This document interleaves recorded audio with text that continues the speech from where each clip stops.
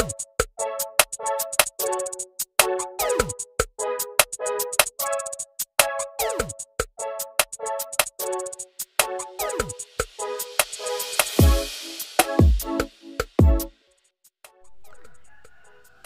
jumpa lagi. Oke, di video kali ini kita tidak akan membahas tentang sawit ya, tapi saya akan coba mengamati perkembangan teknologi yang ada di dunia kelapa sawit. Saya yakin mayoritas petani sawit Indonesia masih menggunakan cara manual dalam proses pengangkatan buah ke dalam bak truk ya. Kalau kita melihat negara-negara lain yang sudah maju, mereka sudah menggunakan robot. Namun kalau untuk negara kita masih menggunakan sistem manual. Sistem manual ini masih memiliki banyak kekurangan. Yang pertama dari segi waktu, dan yang berikutnya dari segi biaya. Jadi kalau kita lakukan dengan cara manual itu mengeluarkan biaya yang besar karena kita harus membayar beberapa tenaga kerja. Berbeda ceritanya jika kita menggunakan robot, itu kita tidak perlu mengeluarkan biaya untuk biaya tenaga kerja. Namun kita tidak bisa terlalu memuji kekuatan robot ya, karena robot itu juga buatan manusia, pasti ada plus minusnya. Mari kita bahas kelebihan dan kekurangan menggunakan robot.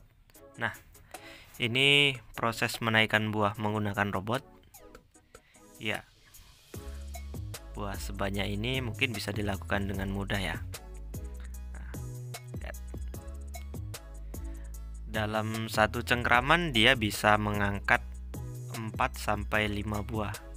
Dan ini lebih menghemat waktu.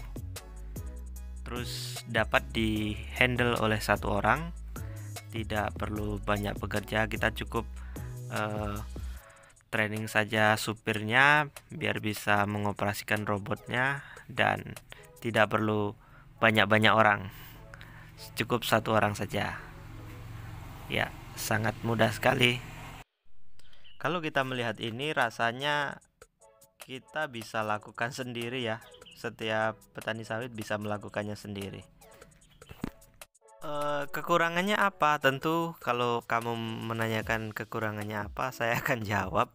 Ini kekurangannya adalah di segi harga, karena harganya kemarin kita udah coba cek itu sekitar 28 atau 27 US dollar ya.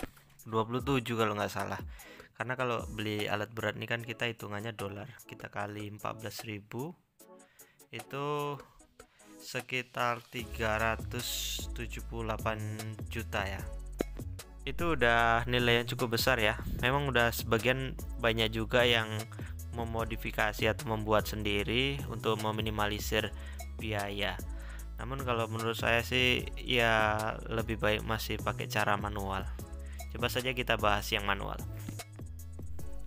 Nah, ini cara pengangkutan manual.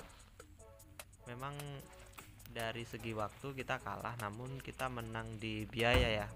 Kalau kita pakai robot kan kita harus mengeluarkan biaya untuk pembelian robot, dan itu sangat besar. Kalau untuk petani-petani kecil itu kayaknya tidak mungkin.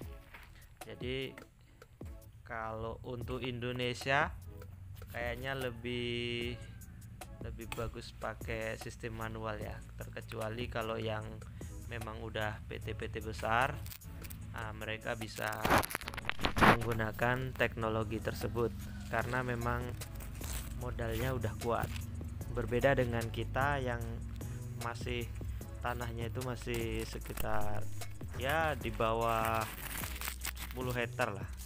Kayaknya belum cocok untuk menggunakan teknologi itu karena memang biayanya atau biaya pembelian alat tersebut itu masih terbilang sangat mahal.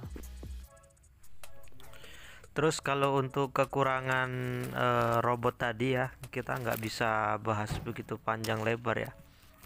Karena memang itu kan produk orang lain, nggak mungkin kita cari semua kekurangannya kan, nanti kita sama aja menjelek-jelekkan produk orang tuh. Jadi kita lebih baik cari kesimpulan kecil aja bahwasanya kalau untuk petani-petani kecil itu cocoknya kita pakai sistem manual aja, kecuali kita memang udah perkebunan besar baru kita bisa menggunakan teknologi tersebut. Terus untuk masalah harga itu memang setiap produk itu berbeda-beda ya. Ada yang modifan sendiri, ada yang memang pabrikan, tapi rata-rata kalau yang pabrikan itu mahal. Itu saja sih. Nah, oke. Mungkin cukup sekian video di episode ini. Sampai jumpa di video-video lainnya. Jangan lupa klik tombol subscribe dan bagikan ke teman-teman kalian semua ya. Oke. Terima kasih.